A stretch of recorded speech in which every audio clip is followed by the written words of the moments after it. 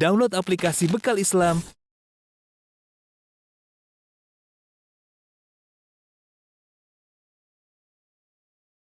Bismillahirrahmanirrahim. Assalamualaikum warahmatullahi wabarakatuh. Alhamdulillahi ala ihsani wa syukru lahu ala taufiqihi wa amtinani wa asyhadu an la ilaha illallah wahdahu la syarika lahu ta'ziman li sya'ni wa asyhadu anna Muhammadan abduhu wa rasuluhu da'ila ridwani. Allahumma salli alaihi wa ala alihi wa ashabihi wa ikhwani. Ikhwan dan akhwat yang dirahmati Allah Subhanahu wa taala. Pada kesempatan kali ini kita akan masuk pada pembahasan berikutnya, yaitu bab ke-6 tentang larangan mengagungkan kuburan. Ini adalah pembahasan yang sangat penting di tanah air kita, karena kita dapati ternyata para ulama Syafi'iyah, ya baik Imam Syafi'i, kemudian Imam Nawawi rahimahullahu taala, kemudian Ibnu Hajar al-Asqalani, kemudian Ibnu Hajar al-Haytami, demikian juga Ibnu Katsir, dan banyak ulama dari ulama Syafi'iyah yang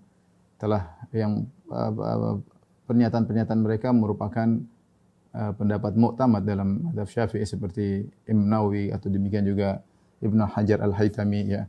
Mereka dengan tegas mengatakan bahwasanya misalnya salat ke arah kuburan hukumnya haram karena bisa mengantarkan kepada kesyirikan. Kemudian juga tidak boleh mencari keberkahan atau salat di kuburan karena mencari keberkahan dan pengagungan. Banyak, ya, mereka telah menyatakan dalam kitab-kitab mereka, ya. Ya, terlebih lagi ternyata pengagungan terhadap kuburan dan penghuni kubur akhirnya bisa mengantarkan kepada kesyirikan, ya, terutama kuburan orang-orang soleh. Dan ini sudah dinyatakan oleh para ulama Syafi'iyah. Contoh seperti Ibnu Hajar berkata, wa qissatu salihin kanat mubtada'a ibadati qaumi nuhin hadhil asnama thumma tabi'ahum man ba'dahum ala dzalik, ya. Dan kisah tentang orang-orang saleh, ya, merupakan permulaan terjadinya peribadatan kaum Nuh terhadap patung-patung ini, yaitu karena orang-orang saleh, ya, itu Wat, Suwa, Yaguth, Ya'uq, Nasr, sebagaimana yang disebut dalam Al-Qur'an.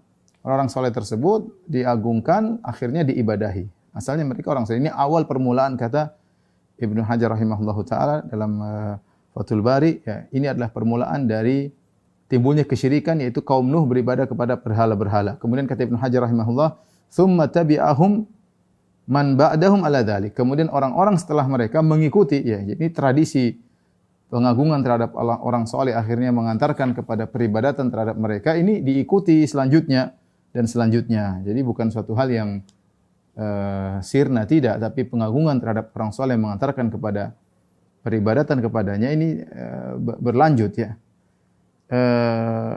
Ibnu Katsir rahimahullah juga berkata, wa aslu ibadatil asnam, dan asal peribadatan terhadap patung-patung adalah minal mughalat fil qubur wa ashabiha, yaitu sikap berlebih-lebihan terhadap kuburan dan penghuni kubur, mengkultuskan kepada kuburan dan penghuni kubur.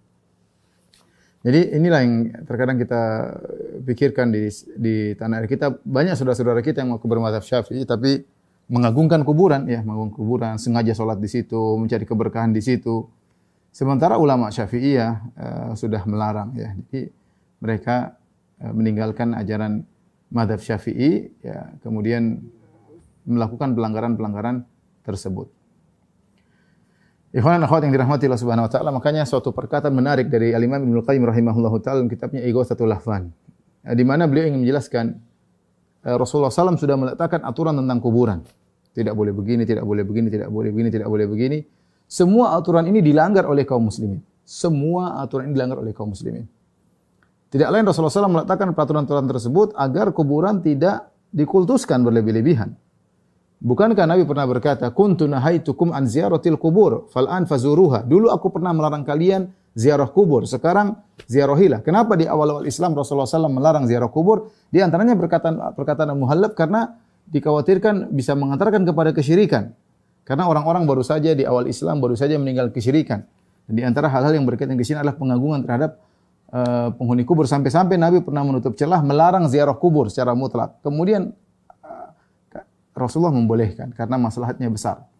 Tetapi bahwasanya pengkultusan terhadap penghuni kubur bisa menimbulkan peribadatan kepada penghuni kubur, ini sangat mungkin.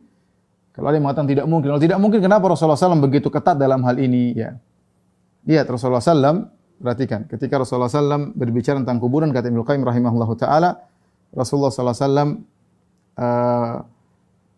melarang untuk sholat ke arah kuburan. Dan banyak kaum muslimin yang sholat ke arah kuburan.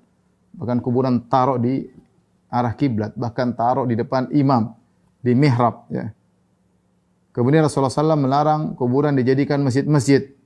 Sementara sebagian kaum muslimin bangun masjid tempat ibadah di atas kuburan. Kuburan jadikan gede, kemudian ditaruh tempat orang masuk ke situ, kemudian jadikan tempat ibadah. Ya. Bahkan sebagian kuburan-kuburan dijadikan tempat peribadatan menyaingi masjid, kata Ibnu Qayyim rahimahullah taala. Orang makmur ke situ, ramai ke situ, sementara masjid tidak seramai itu. Ya, bahkan pernah saya mendapati suatu kejadian, ada kuburan, ada masjid yang tidak begitu ramai. Akhirnya ada yang kasih ide, kalau mau ramai, taruh kuburan di situ, ya, kuburan wali kayak kuburan Habib kayak, supaya orang ramai datang. Karena kecenderungan orang bukan ke masjid, kecenderungan ada kuburannya. Kuburan ini yang menjadi berkah, menjadi sehingga ada ketergantungan, keterikatan kepada kuburan tersebut, ya. Rasulullah SAW melarang menyalakan lampu di kuburan, sementara sebagian orang bahkan mewakafkan hartanya untuk menyalakan lantara-lantara di atas kuburan. Ini berkata Ibnu Qayyim rahimahullah taala. Rasulullah SAW melarang kuburan dijadikan id, ya, suatu kegiatan ramai-ramai kumpul-kumpul perayaan tahunan, sementara sebagian orang menjadikan id, ya. Tatkala acara haul mereka pergi ke kuburan seperti id, ya, berulang-ulang. Ini terjadi di antara kaum muslimin. Rasulullah SAW memerintahkan untuk meratakan kuburan-kuburan. Dan ini dalilnya dalam Sahih Muslim, jelas. An Abil Hayyaj Al-Asadi, dari Abu Hayyaj Al-Asadi, beliau berkata, qala li Ali ibn Abi Thalib. Ali bin Abi Thalib pernah berkata kepada Abu Hayyaj Al-Asadi, ala aba'athuka ala ma ba'athani alaihi Rasulullah sallallahu alaihi wasallam, maukah aku utus engkau, aku tugaskan engkau sebagaimana Rasulullah SAW pernah menugaskan aku. Allah tada'a timsalan illa tamastahu. Jangan kau lihat ada satu patung pun kecuali kau hilangkan. Wala qabran musyrifan illa sawaitahu. Tidak ada kau dapati satu kubur yang tinggi kecuali kau ratakan. Ini wasiat Nabi kepada Ali bin Abi Thalib radhiyallahu taala anhu. Ya, kalau kita bicara tentang kita tahu zuriyah Rasul, para habaib semuanya kembali kepada Ali bin Abi Thalib, ya. Kakek moyang mereka, Ali bin Abi Thalib, pernah disuruh oleh leluhur mereka, Nabi Muhammad SAW, Nabi menyuruh Ali untuk meratakan kuburan. Maka seharusnya keturunan Ali radhiyallahu anhu dan keturunan Nabi Muhammad SAW sekarang yang paling utama untuk menjalankan tugas yang pernah dikerjakan oleh nenek moyang mereka, Ali bin Abi Thalib, atas perintah Rasulullah SAW.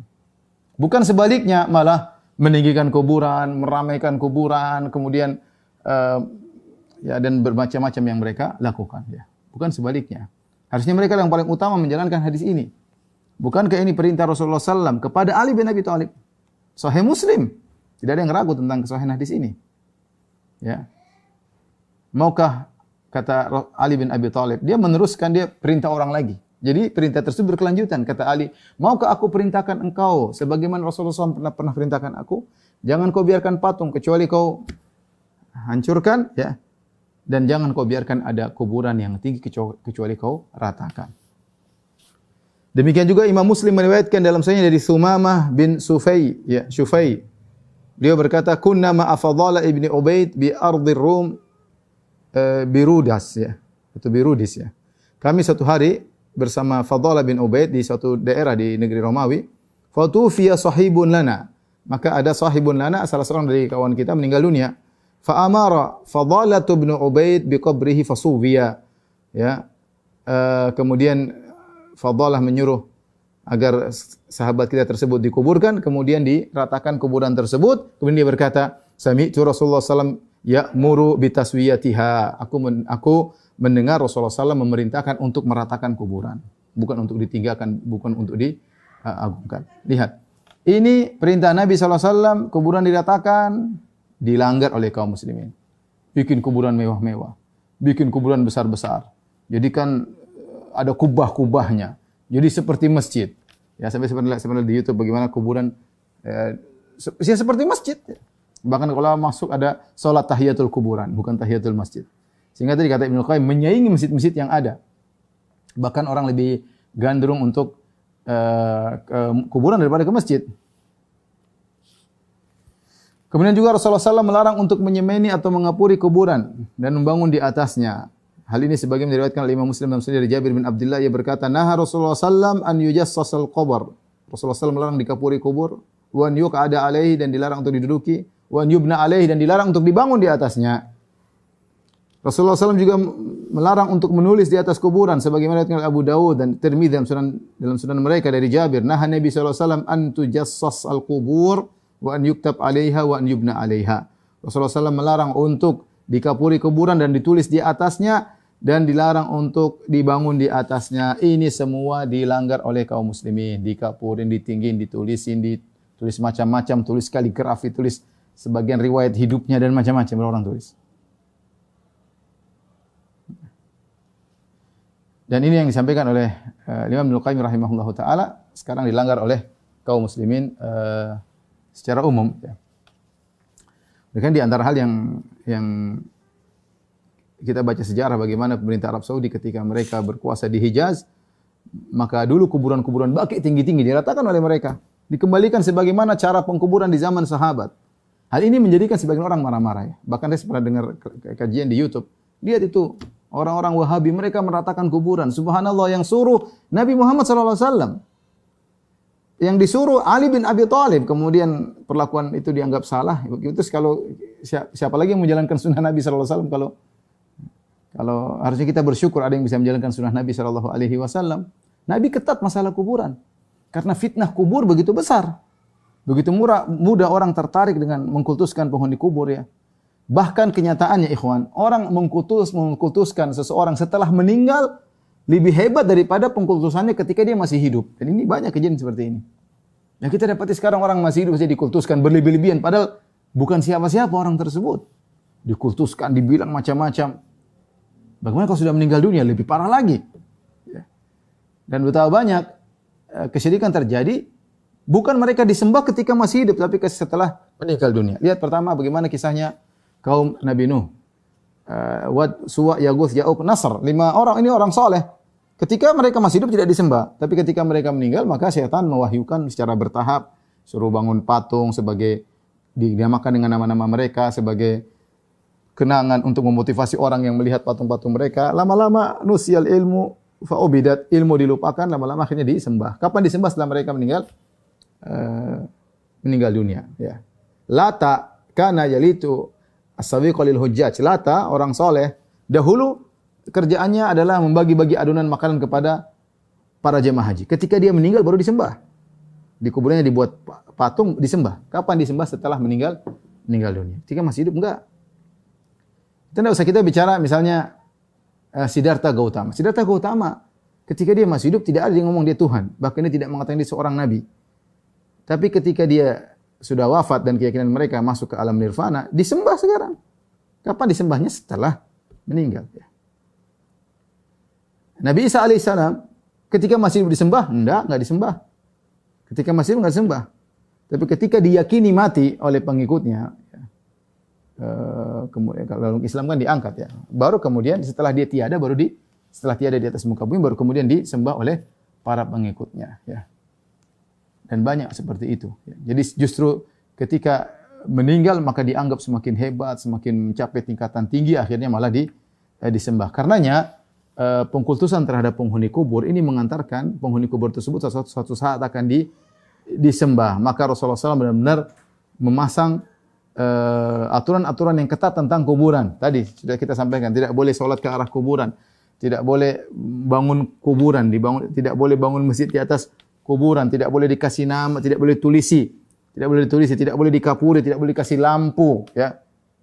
Kemudian tidak boleh tinggal, harus diratakan, bahkan perintah untuk diratakan, ya. Ya, ini semua agar terjauhkan masyarakat dari pengkultusan terhadap kuburan. Tapi ikhwan dan akhwat yang dirahmati Allah Subhanahu wa taala, kita akan menukil beberapa perkataan para ulama Syafi'iyah tentang hal ini agar kita tahu bahwasanya ini bukan hal yang bukan jangan sampai kita dituduh macam-macam sementara ulama Syafi'i juga mengatakan demikian. Lihat An-Nawawi rahimahullahu taala berkata dalam kitabnya Al-Majmu' Syarhul Muhadzab Syirazi ya. beliau berkata, wattafaqat nususus Syafi'i, dan nas-nas al-Imam Syafi'i wal ashab, dan nas-nasnya pernyataan Imam Syafi'i dan al-ashab. Al-ashab maksudnya para ulama besar mazhab Syafi'i. Ya, ulama-ulama besar mazhab Syafi'i ya. Ala karahati bina'i masjidin alal qabr. Di mana mereka sepakat dibencinya membangun masjid di atas kuburan. Sawa'un kanal mayyitu masyhuran bis shalah aw ghairihi. Apa saja, sama saja apakah mayatnya terkenal dengan kesolehannya atau selainnya. Li umumil ahadits, karena keumuman hadis-hadis yang melarang akan hal tersebut. Qala Syafi'i wal ashab. Berkata Imam Syafi'i rahimahullah dan ashab, itu para ulama besar mazhab Syafi'i, wa tukrahu salatu ilal kuburi sawa'un kanal mayyitu salihan aw ghairahu. Dan dibenci atau dimakruhkan salat ke arah kuburan apakah mayitnya orang saleh atau bukan. Ya. Qala al-Hafidz Abu Musa, qala al-Imam Abu Hasan Az-Za'farani rahimahullah, wala yusalli ila qabrin wala indahu tabarrukan bihi wa i'dhaman lahu lil ahadits. Maka tidak boleh seorang salat ke arah kuburan dan tidak boleh salat di sisi kuburan. Tabarrukan bihi dalam rangka mencari keberkahan, wa i'dhaman lahu dalam rangka mengagungkan penghuni kubur, hukumnya tidak boleh. Jelas perkataan Imam Syafi'i, perkataan ulama-ulama besar mazhab Syafi'i, mereka sepakat tidak boleh seorang salat ke arah kuburan, tidak boleh seorang salat di sisi kuburan, ya, dan dalam rangka untuk mencari keberkahan tidak boleh, ya, dalam rangka untuk mengagungkan penghuni kubur. Ini perkataan nukilan dari Nawawi, menukil dari Imam Syafi'i. Adapun perkataan Imam Syafi'i dalam kitabnya beliau mengatakan, wa uhibbu alla yuzad fil qabr turabun min ghairihi, dan aku suka agar kuburan ketika dikubur tidak mengambil tanah dari tempat lain. Cukup dari hasil galian tadi ditaruh kembali, makanya sudah agak cukup tinggi. Walaysa bi ayyakuna fihi turabun min ghairihi ba'sun idzan idza zida fihi turabun min ghairihi irtafa'a jiddan. Tidak mengapa kalau ditambah ya dari tanah yang lain ditambah hanya sekedar tanah, kata Imam Syafi'i masih tidak mengapa ya. Tapi lebih suka jika tidak ditambah dari tanah yang lain. Karena ditambah tanah lain bisa menjadi tinggi. Wa innama uhibbu an yushakhkhisa ala wajhil ardi shibran aw nahwahu. Yang saya sukai yaitu ditinggikan kira-kira sejengkal atau yang semisalnya.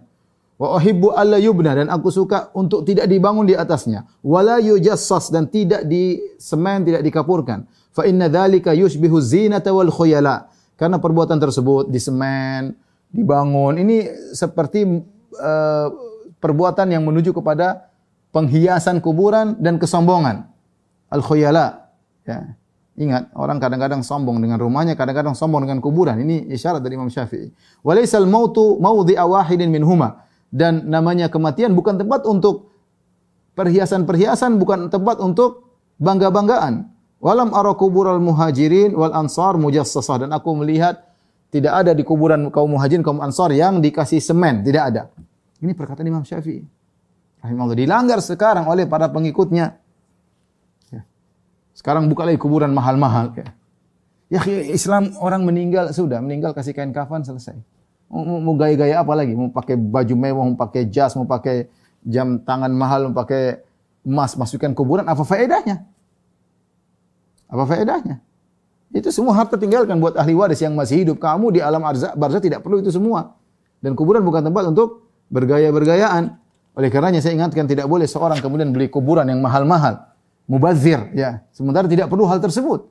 Berinfak di jalan Allah, mending infak di jalan Allah, kemudian uangnya buat di atas namakan mayat tersebut. Tapi beli kuburan sampai miliaran, misalnya ratusan juta. Buat apa ya, akhi? Ya. Maunya kuburan dibuat taman, kuburan itu sederhana sehingga orang kalau datang lihat dia ingat akhirat. Apa tujuan kita ke kuburan? Untuk ingat akhirat, bukan untuk lihat taman ada air-airnya, bukan. Agar kita ingat akhirat, zurul kubur, kamu nanti seperti ini di bawah tanah, kau akan tinggalkan seluruh hartamu, bukan untuk kita lihat taman-taman, enggak. Tujuan kita untuk ingat akhirat. Sehingga kalau kuburan taman-taman seperti kuburan orang Nasara, yang dilihat ya sedih, ini sudah mati. Ya. Tapi beda kalau kita lihat kuburan sederhana. Ya. Lihat bagaimana Raja Fahad yang kaya raya waktu meninggal dikubur begitu aja. Kain kafan masukin. Sampai konon saya dengar ada sebagian masyarakat cerita, sampai ada seorang pendeta masuk Islam gara-gara lihat seperti itu, lihat seorang raja kaya raya dikuburkan sederhana. karena kata Imam Syafi'i rahimahullah taala tadi, perhatikan fa inna dzalika yushbihu zina wal khuyala. Ya, mengapuri, menyemeni kuburan, meninggikan kuburan itu seperti perhiasan dan kesombongan. Walaisal mautu mawdi'a wahidin minhum, dan kematian bukan, tidak ada kaitannya dengan kita bergaya-gaya lagi. Kalau masih hidup boleh kita pakai baju bagus, sudah meninggal sudah selesai. Bukan lagi sombong-sombongan. Oh, kuburan bapak saya di sana. Oh, saya beli mahal, ya akhi, buat apa ente? Mending Anda sumbangkan tadi di jalan Allah, niatkan untuk bapak Anda. Ini perkataan Imam Syafi'i rahimahullahu taala, ya. Baik. Dan ini adalah nukilan-nukilan yang kuat, ya, karena tadi saya katakan dinukil oleh Imam Nawawi. Imam Nawawi muhaqqiqul mazhab. Kalau ingin tahu mazhab, kalau Imam Nawawi Rafi'i sudah sepakat, itulah mazhab Imam Syafi'i. Apalagi Nawawi rahimahullahu taala menukil dari Imam Syafi'i dan ashab dengan para ulama Syafi'iyah, para ulama kibar Syafi'iyah. Apalagi dikatakan wattafaqat nususus Syafi'i wal ashab. Perkataan Imam Syafi'i sepakat dengan perkataan para ulama mazhab Syafi'i. Kemudian tadi sudah kita nukilkan juga perkataan Imam Syafi'i rahimahullah dari kitabnya Al-Umm.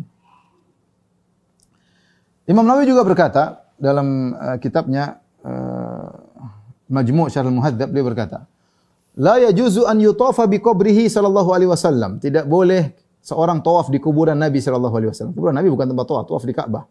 Ada sebagian orang ingin tawaf di kuburan Nabi. Wa yukrahu ilsaqu dhahri wal batni bi jidaril qabr. Tidak, dan dibenci ini haram, ya.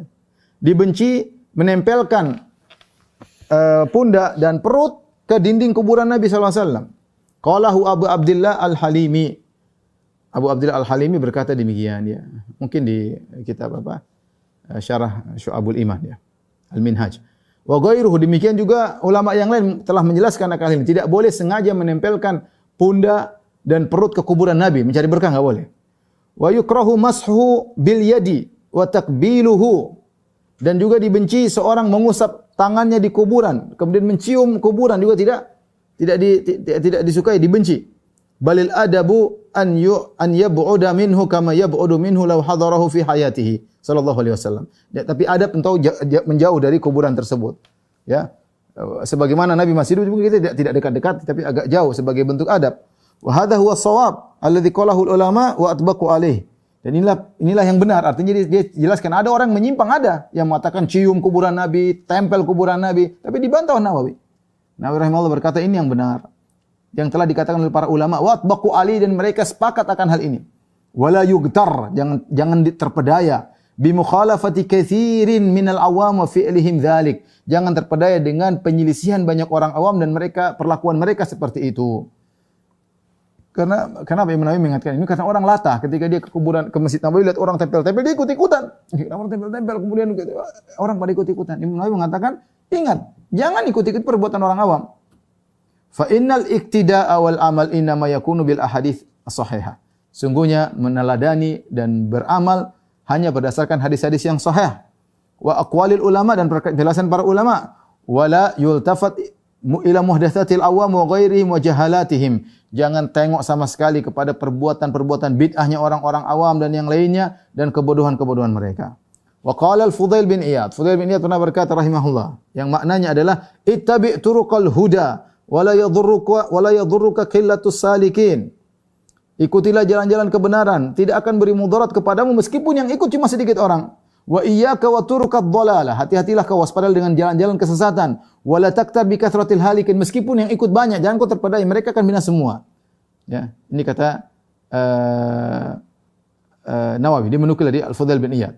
Kemudian kata Nawawi, wa man khatara bi balihi anna al-masha bil yadi wa nahwu ablagu fil barakah fa huwa min jahalatihi. Barang siapa yang terbetik dalam benaknya bahwasanya mengusap tangannya ke kuburan Nabi atau yang semisalnya lebih mendapatkan banyak keberkahan, maka ini karena kebodohannya, wa ghaflatihi, dan kelalaiannya. Li'annal barakata innama hiya fima wafaqa syar'a. Karena barakah itu adalah jika sesuai dengan syariat. Wa kaifa yanbaghi al-fadlu fi mukhalafati shawabi. Bagaimana bisa mendapatkan keberkahan dalam rangka menyelisihi kebenaran. Nukilan yang sangat agung. Sekarang lihat kuburan orang, usap-usap orang ini, Masya Allah. Nabi aja kuburannya nggak boleh, cuma kuburan orang-orang yang nggak jelas. Terkadang yang melariskan, terkadang memang mau cari dunia, dia jadi sadananya, penjaganya. Kalau kuburan ramai dia dapat penghasilan, ini ada kemauannya. Terkadang itu nenek moyangnya sehingga dia menjadikan kuburannya keramat, orang pada mengagungkan kuburan tersebut supaya dia kena kebagian diagungkan. Itu kakek saya, jadi dia juga dihormati oleh masyarakat karena masyarakat mengagungkan kakeknya yang sudah dikubur. Setan semua, setan. Kembali kepada duniawi, ya. Ingin dapat sebagian cercah dunia atau ingin dapat pengagungan, ya. Sampai saya pernah pergi ke suatu tempat, dipasang pipa untuk sampai kepada kuburan tersebut keluar air. Sengaja dipasang sehingga dikatakan kuburan ini sumber air. Subhanallah. Saya diceritain sama kawan-kawan di sana. Supaya apa? Supaya anak keturunannya tetap dihormati. Padahal mereka yang pasang pipa dari ini, kemudian dikeluarkan di areal kuburan, air berkah. Masyarakat dibodoh-bodohi dengan urusan kuburan. Hati mereka tergantung kepada kuburan. Ini terjadi.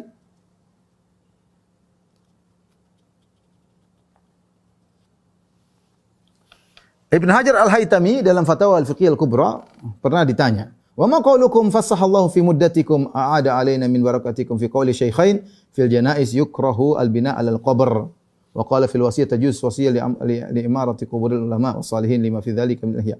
Ini ditanya tentang bagaimana pendapat Syaikhain Nawawi di antaranya, ya, dimakruhkan bangun di atas kuburan, ya. Kemudian beliau menjawab, perhatikan sini. Al-manqul al-mu'tamad kama jazama bihi an-Nawawi fi syarhil muhadzab hurmatu. Yang tadi saya nukilkan Imam Nawawi mengatakan, Imam Syafi'i mengatakan yukrahu, dimakruhkan, dibenci. Jangan seorang menyangka hukumnya cuma makruh. Saya ingin jelaskan hal tersebut.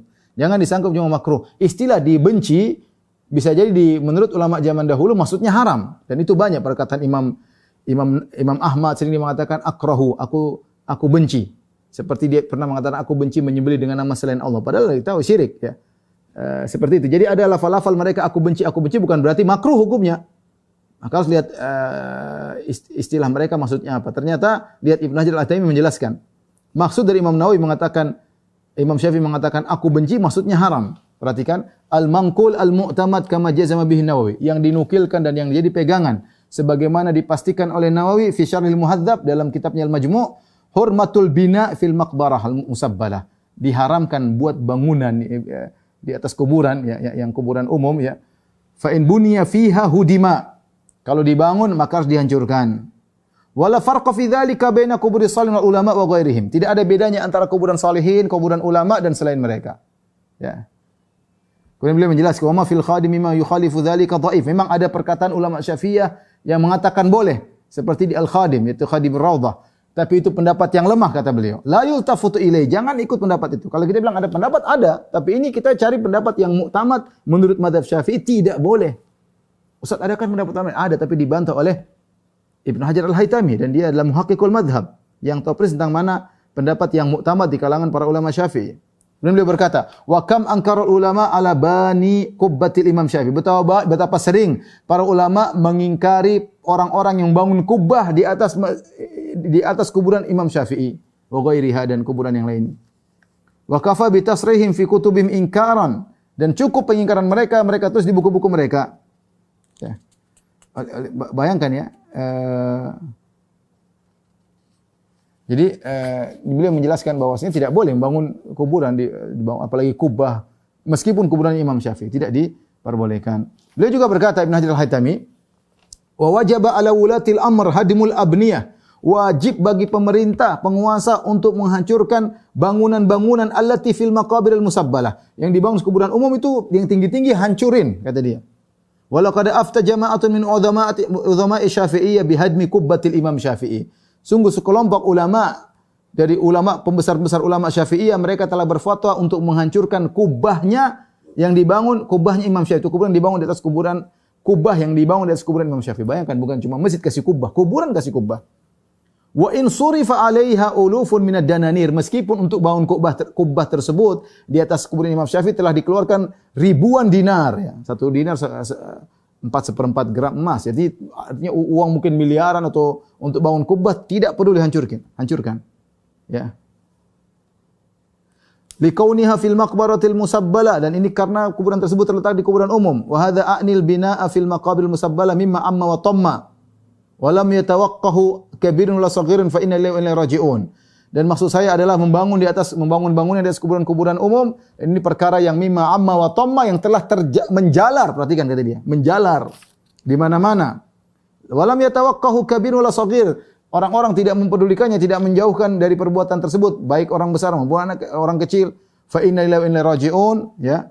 Tidak terkecuali orang-orang tidak ada yang mengingkari, maka inna lillahi wa inna ilaihi raji'un, musibah.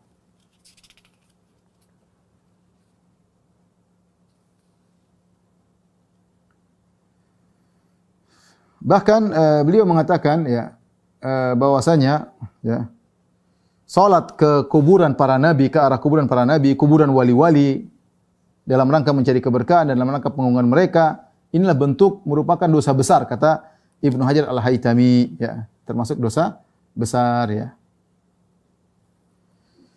Wa min thamma qala ashabuna, kata beliau, karena itu perkataan sebagian ulama kita, tahrumu salatu ila kuburil anbiya wal awliya tabarrukan wa i'dhaman. Haram salat ke arah kuburan para nabi dalam rangka mencari keberkahan, dalam rangka pengagungan. Fasyaratu syai'ain an yakuna qabral mu'azzam, an yakuna qabra mu'azzamin wa an yuqsada bi salati ilaihi wa mithlaha salat alaihi atabarruq wal i'dham. Ya, mereka mengatakan jadi ada syaratnya, dikatakan dosa, yaitu jika salat ke arah kuburan dalam rangka untuk mencari keberkahan, jadi salat ke arah kuburan hukumnya haram, dan dalam rangka untuk mencari keberkahan atau dalam rangka untuk pengagungan. Wa qawnu hadzal fi'li kabiratan dhahirun minal ahadits madhkurah lima alimta. Dan ini perbuatan dosa besar ya.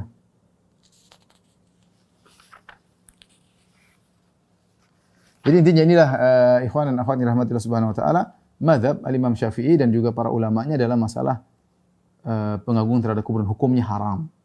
Tapi apa sebab pengagungan terhadap kuburan hukumnya haram?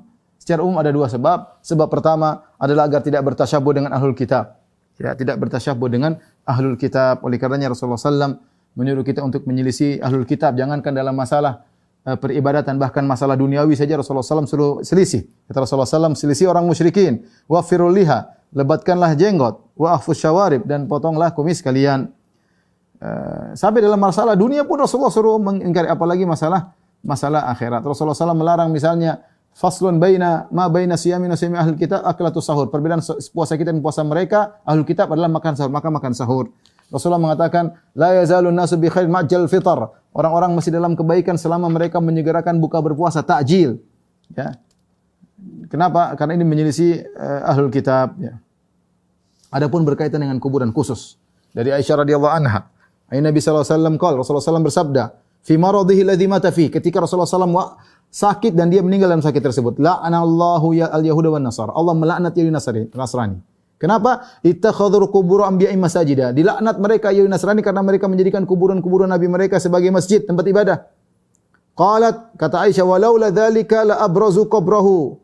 Kalau bukan karena perkataan Nabi yang Nabi ucapkan menjelang wafatnya, tentu kuburan Nabi akan dipindahkan ke tanah lapang, mungkin ke Baqi dan yang semisalnya. Namun para sahabat khawatir kalau kuburan Nabi dipindahkan, dibuka umum, orang-orang akan datang mengagungkannya sebagaimana orang Yahudi Nasara. Mereka paham ketika Nabi mengatakan la'anallahu yahuda wan nasara ittakhadhu qubur anbiya masajida. Allah melaknat Yahudi Nasrani menjadikan kuburan nabi mereka sebagai masjid, membuat para sahabat khawatir, paham kalau bukan karena hadis ini, kata Aisyah, walaula dzalik, kalau bukan karena hadis ini, la abrazu qabrahu ghairu anni akhsha an yuttakhadha masjida. Kalau bukan karena ini, tentu mending kuburan Nabi ditaruh di pemakaman umum, bukan di rumah Aisyah. Tetapi aku khawatir kuburan Nabi akan dijadikan sebagai masjid. Ya. Aisyah khawatir. Kemudian orang sekarang mengatakan, apa itu orang Wahabi asal ngomong? Emang ada orang ke kuburan?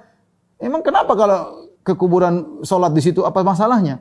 Jangan bilang mereka syirik-syirik. Kita tidak menuduh orang syirik ya akhi, tidak. Tapi ini sarana. Sarana. Lagi pula bisa orang terlaknat karena menjadikan kuburan sebagai tempat ibadah. Bahkan menjadikan kuburan lebih ramai daripada masjid. Dalam hadis yang lain Rasulullah SAW pernah berbicara tentang hal ini lima hari sebelum beliau wafat. Kata beliau, "Ala wa inna man kana qablakum kanu yattakhidhuna qubur anbiya'ihim wa salihihim masajida." Ketahuilah bahwasanya orang sebelum kalian dahulu mereka menjadikan kuburan nabi-nabi mereka dan kuburan orang saleh-saleh mereka sebagai masjid. Ala fala tattakhidhul qubura masajid. Janganlah kalian menjadikan kuburan sebagai masjid-masjid. Inni anhaakum an dzalik. Aku melarang kalian dari melakukan hal tersebut. Ya, ketika Rasulullah SAW juga dalam panas yang amat sangat, Rasulullah SAW tutup kepalanya dengan kemudian Rasulullah buka lagi karena sudah mungkin sulit bernafas, ya, sesak. Maka Rasulullah berkata dalam kondisi sakit seperti itu, dalam kondisi parah beliau berkata, "Laknatullah 'alal yahud wan nasara." Allah melaknat Yahudi Nasrani. Ittakhadhu qubur anbiya'ihim masajida. Karena mereka menjadikan kuburan Nabi sebagai masjid. Kenapa Nabi ingatkan ini? Agar kuburan tidak dijadikan masjid. Rasulullah ulang-ulang menjelang dia meninggal dunia. Kalau ini bukan perkara yang dikhawatirkan, ngapain Rasulullah ngomong menjelang meninggal? Karena sebagian orang menggampangkan, ya ikhwan, ya ganti jangan bicara-bicara kuburan. Ya Nabi ngomong mau meninggal masalah ini. Apa ini perkara yang tidak dikhawatirkan? Kalau tidak dikhawatirkan, ngapain Nabi perhatian ngomong seperti ini menjelang meninggal dunia? Ini berarti sesuatu yang dikhawatirkan oleh Rasulullah SAW dan terjadi, ikhwan. Orang minta ke kuburan. Hati mereka katakan kuburan lebih ramai kadang daripada masjid. Lebih khusyuk kalau beribadah di kuburan, lebih khusyuk kalau berdoa di kuburan, lebih khusyuk kalau salat, lebih khusyuk kalau baca Quran di kuburan daripada di masjid. Jadilah masyahid kuburan, area kuburan dijadikan masjid lebih menyaingi masjid-masjid yang ada yang rumah Allah Subhanahu wa taala. Kata Aisyah, yuhadziru ma sana'u. Nabi SAW peringatkan perbuatan orang Nasrani dan Yahudi jangan diikuti, ya. Dan hadis-hadis seperti ini banyak, ya. Hadis ini seperti ini banyak. Intinya, kenapa kita dilarang untuk mengagungkan kuburan? Sebab pertama, karena bertasyabuh dengan Yahudi dan Nasara. Bertasyabuh, kegiatan mereka seperti itu. Dan Rasulullah mengatakan, man tasyabbaha biqaumin fahuwa minhum. Barang siapa menyerupai suatu kaum, dia termasuk di kaum tersebut. Sebab kedua, karena mengagungkan kuburan, menjadikan kuburan sebagai tempat ibadah, salat dan yang lain, bisa mengantarkan kepada kesyirikan. Bisa mengantarkan kepada kesyirikan, ya. Makanya Rasulullah SAW berdoa, Allahumma la taj'al qabri wathanan. Ya Allah, jangan kau jadikan kuburanku sebagai berhala. La'anallahu qauman ittakhadhu qubur anbiya masajid. Allah melaknat kaum yang menjadikan kuburan nabi mereka sebagai masjid. Ini berarti telah terjadi. Jadi kalau ada yang mengatakan enggak ada itu orang menjadikan kuburan sebagai masjid, enggak ada itu orang minta kepada penghuni kubur, kita bilang sudah terjadi. Orang-orang terdahulu mereka mengkultuskan kuburan berlebihan sehingga dijadikan masjid. Dan Nabi berdoa, Allahumma la taj'al qabri wathanan. Ya Allah, jangan kau jadikan kuburanku sebagai berhala yang disembah. Apa itu bukan Rasulullah khawatir? Rasulullah khawatir.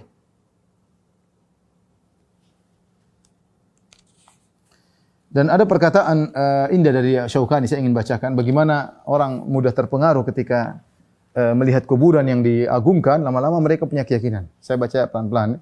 Imam Syaukani rahimahullah ta'ala, ulama besar di Yaman, dalam kitabnya Syarhus Sudur bi tahrimi raf'il qubur, beliau berkata, fala syakka wala raiba, tidak diragukan lagi, annahu yamtali'u qalbuhu ta'dhiman lidzalikal qabr wa yadhiqu dhihnuhu an tatawwurin ma li hadzal mayyit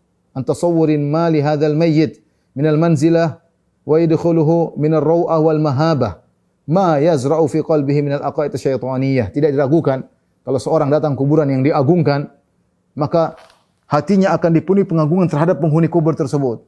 Dan otaknya jadi sempit, tidak bingung apa ini, ada apa orang ini penghuni kubur.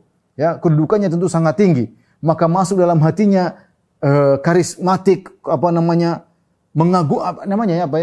macam luar biasa. Seperti itulah kira-kira. Minal mahabah, yaitu karismatik kalau bahasa, yaitu kagum atau dan semisalnya.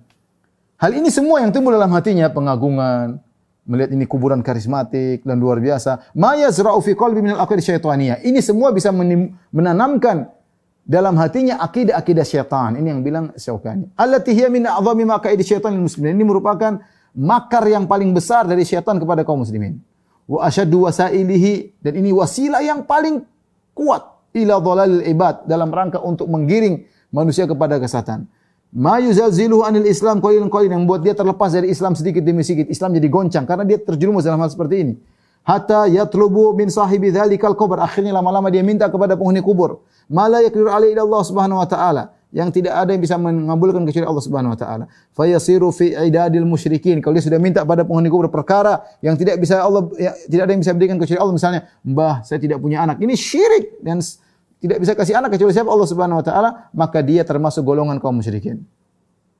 Kemudian kata Imam Nawawi, Imam Syaukani, "Wa qad yahsulu lahu hadha syirku bi awwali ru'ya lidzalikal qabr." Bisa jadi perasaan seperti ini dan punya keyakinan terhadap penghuni kubur bisa jadi terjadi langsung pertama kali lihat kuburan. Kenapa bisa terjadi langsung? Kenapa ketika dia melihat kuburan tersebut, alladzi sara ala tilka sifah, yang luar biasa dihiasi. Wa inda awwali zawratin lahu idh la budda an yakhtara bi ali anna hadhil inayal balighah. Meskipun dia baru pertama kali ziarah kuburan tersebut, tentu dalam benaknya tidaklah mungkin orang-orang begitu beri perhatian kepada kuburan ini. Ditinggikan, dikasih lampu, tulis kaligrafi, disediakan Quran untuk baca di situ, orang salat di situ. Tidak mungkin orang-orang yang masih hidup punya perhatian terhadap kuburan ini. Bimithli hadzal mayit la takunu illa li faidatin yarjuna, karena mereka ingin faedah dari mayat tersebut minhu. Apakah kebutuhan yang mereka inginkan dari sembahan tersebut kebutuhan duniawi atau kebutuhan ukhrawiyah? Fa istasghiru nafsuhu binisbati ila man yara min asbahil ulama, maka dia menganggap dirinya lemah jika dibandingkan dengan para ulama, ya. Za'iran lidzalikal qabr, dan dia datang untuk menziarahi kuburan yang sedang menziarahi kuburan. Wa akhifan alaihi wa mutamassihan bi arkanihi. Dilihat ada orang ulama pergi ke kuburan, ternyata usap-usap, pegang tiang-tiang kuburan. Ya, dia siapa? Ada orang seperti itu, dia tambah semakin menjadi-jadi. Ulamanya saja begitu, apalagi saya. Gampangannya kira-kira demikian, ya. Oleh karena ikhwan dan akhwat yang dirahmati Allah Subhanahu wa taala, hati-hati tentang masalah pengagungan terhadap kuburan, karena ini di antara sarana yang mudah mengantarkan orang kepada kesyirikan. Tadi saya sudah nukil perkataan Imam Syafi'i. Wa aslu ibadatil asnam minal mughalat fil qubur wa ashabiha. Di antara sebab terjadinya penyembahan terhadap berhala karena sikap berlebihan kepada kuburan dan sikap berlebihan terhadap penghuni kubur. Saya ingatkan ada sebagian dai menggampangkan hadisnya, mengatakan yang dilarang Rasulullah mengatakan la tusallu ilal kubur. Jangan kalian salat ke arah kuburan, dan tadi sudah kita jelaskan tidak diperbolehkan karena sarana mengantarkan kepada pengagungan terhadap penghuni kubur. Ada sebagian dai mengatakan itu maksudnya bukan salat, jangan salat kalian ke arah kuburan, tapi maksudnya jangan minta kepada penghuni kubur, jangan sujud kepada penghuni kubur. Dan ini salah. Rasulullah ketika melarang la tusallu ilal kubur, jangan kalian salat ke arah kuburan, bukan masalah tujuan tapi masalah sarana yang bisa mengantarkan ke tujuan. Rasulullah tidak mengatakan jangan, para sahabat tahu tidak boleh minta kepada penghuni kubur, tidak boleh syirik kepada penghuni kubur, tapi Rasulullah melarang yang di bawah itu, yaitu sekedar salat meskipun karena Allah tapi ke arah kuburan tidak boleh menurut Nabi sallallahu alaihi wasallam, karena itu bisa mengantarkan kepada pengagungan.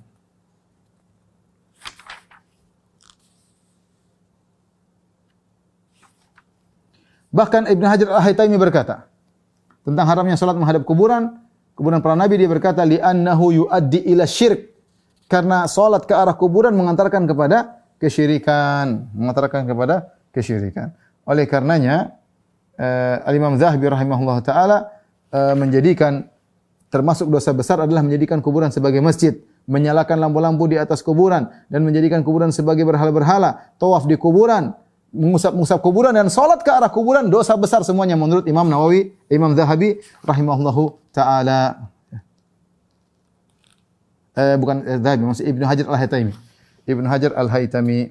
Taib, ini saja ikhwan dan akhwat yang dirahmati Allah Subhanahu wa taala, sebagai nukilan dari ulama Syafi'iyah. Tadi kita nukil dari Imam Syafi'i, Imam Nawawi, kemudian Ibnu Hajar Al-Haytami, ya, kemudian dari Ibnu Hajar, dari Ibnu Katsir, yang semuanya penjelasan mereka bahwasanya tidak boleh seorang mengagungkan kuburan, ya. Di antara bentuk pengagungan disebutkan ditinggikan kuburannya, kasih lampu, ditulis kaligrafi, apalagi sejarahnya, diusap-usap, ya, ditempelkan badan, kemudian salat ke arah kuburan, salat di kuburan, cari berkah di kuburan, mengagungkan penghuni kubur. Ini semuanya dilarang dalam syariat karena mengantarkan kepada pengagungan terhadap penghuni kubur dan lama-lama bisa mengantarkan kepada kesyirikan. Tapi demikian saja ikhwan dan akhwat, kajian sampaikan pada kesempatan kali ini. Insyaallah kita berjumpa di kesempatan yang lain. Kurang lebihnya mohon maaf. Wabillahi taufiq wal hidayah. Assalamualaikum warahmatullahi wabarakatuh.